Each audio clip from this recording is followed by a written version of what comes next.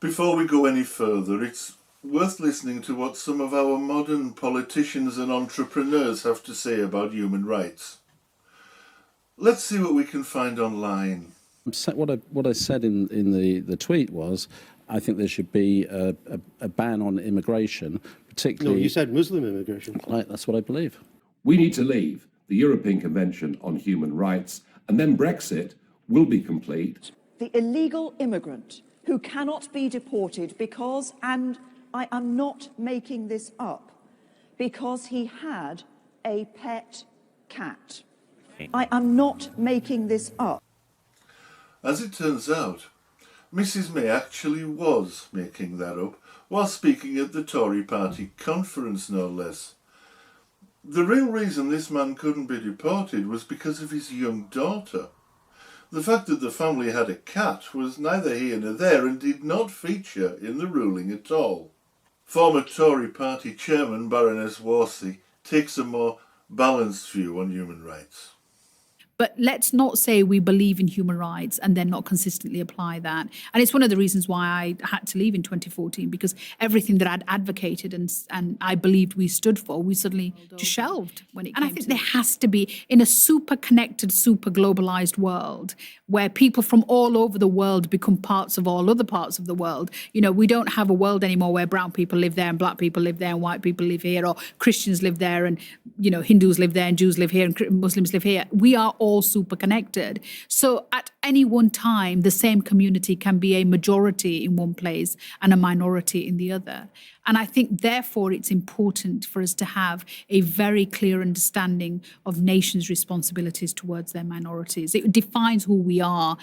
But Baroness Warsi is no longer a member of Cabinet or indeed the Commons, although she does still have a lifelong place at the House of Lords.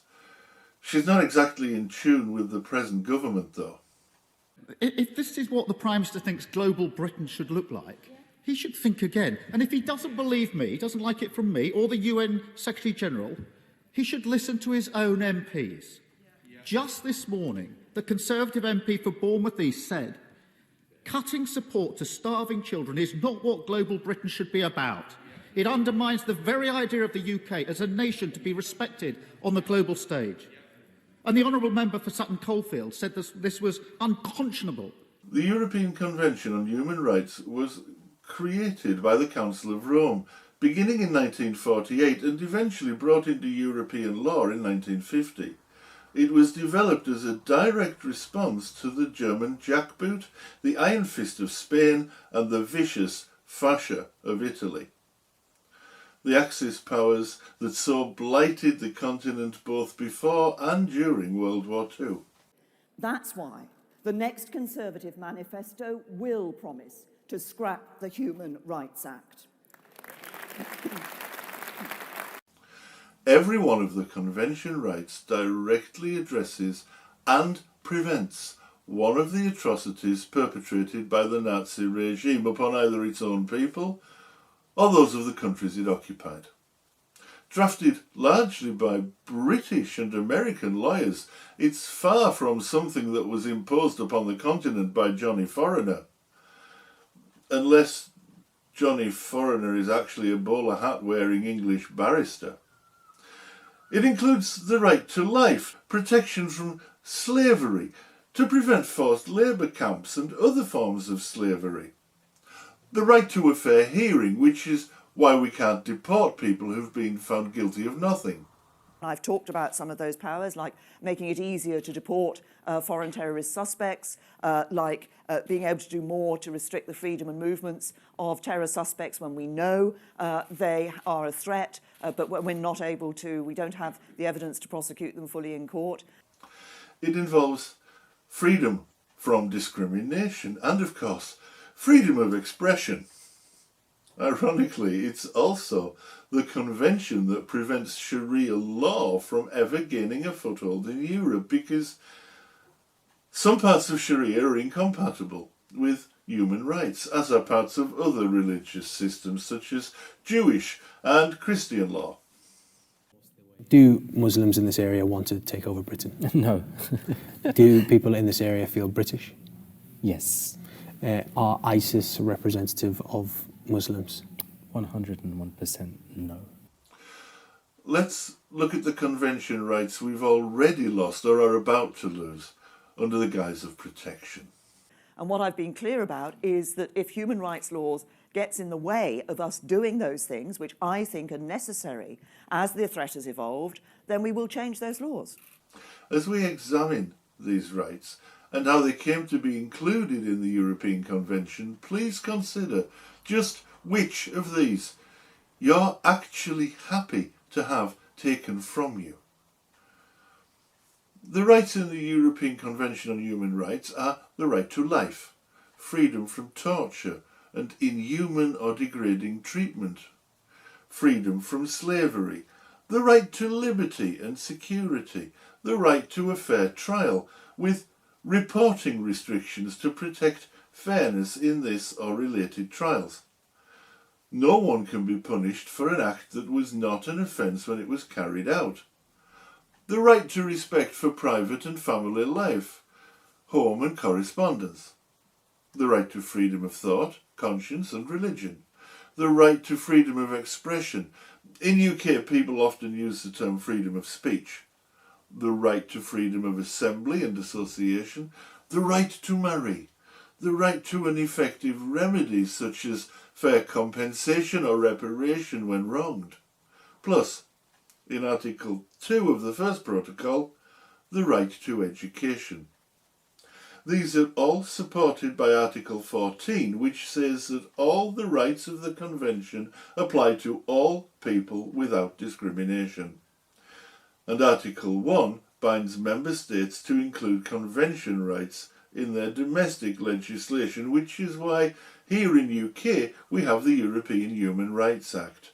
It's a good piece of legislation, one of the best things that the Blair government did, and it's an essential defence of the individual against an overweening state.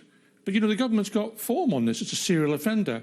It wants to limit the power of the courts through judicial review being revised. It wants to limit the power of Parliament. It wants it to prorogue it and suspend it for months on end. It wants to limit the rights of individuals to use the Freedom of Information Act. What it wants to do is to gather more and more power to itself and eliminate the opposition within Parliament and outside Parliament. That's what this is about. It lets us deal with most European rights issues in this country without having to go to Strasbourg all the time. It's trying to make sure that legitimate opposition to the government, which we have to have in a democratic society, simply doesn't work. That's what this is about. That's why they want to stop judicial review being effective. It's why they're changing the voting arrangements to try and disenfranchise people. It's quite shocking the way the government's behaving. Can't actually say supporting Hitler, but saying we ought to tolerate Hitler because he's a moderate standing between the extremes of right and left. We've heard that before. He's destroying the labor movement, which is a good thing. Getting rid of the communists, the socialists, fine. We associate fascism now with the real horror stories of the Holocaust and so on. But that's not the way fascism was regarded. It was even more strongly supported by the British business community. They could do business with them. It was a largely business-run regime. Now, all of these rights are at risk. Which of them do you want to lose? Which do you want other people to lose? Would you like suspected foreign criminals to be deported without conviction in court? Would you like to go to prison for crimes you are merely suspected of without being found guilty? If your answers to these questions are different, you're falling for the propaganda. There's nothing so quite distasteful as someone pulling up the ladder after they've climbed it themselves, which is what Priti Patel is proposing to do. Home Secretary Priti Patel even stands by a system of immigration that would have excluded her own parents, who fled here for their own safety. She's also presiding over the mass deportation of EU and other immigrants, many of whom have lived their entire lives, or close to their entire lives, here in UK. Those granted leave to remain will be forced to do so under new regulations, effectively making them second-class citizens in the land they've always called home. It's a move that could have been taken straight from Adolf Hitler's 25-point plan. Only those who are our fellow countrymen can become citizens. Only those who have German blood can be our countrymen. Hence, no Jew can be a countryman.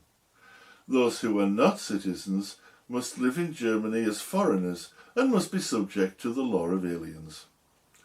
The right to choose government and determine the laws of the state shall belong only to citizens. If it should not be possible to feed the whole population, then aliens, not citizens, must be expelled from the Reich. Any further immigration of non-Germans must be prevented. We demand that all non-Germans who've entered the country since August the 2nd, 1914, shall be compelled to leave the Reich immediately.